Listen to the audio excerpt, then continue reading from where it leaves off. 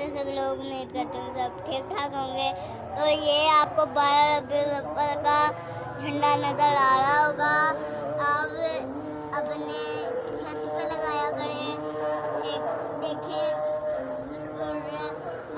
बहुत अच्छा मौसम हो रहा है, तो आप इंजॉय करिए।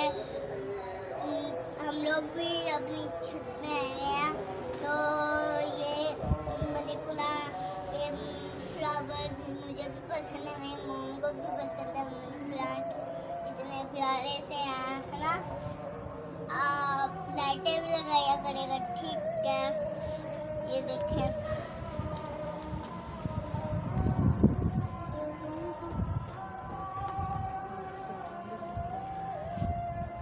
आप सोच रहे होंगे मैंने ग्लासेस भी लगाए हैं, मेरी आइज खराब हो गई हैं, तो इसलिए मैंने ग्लासेस लगाई हुई है।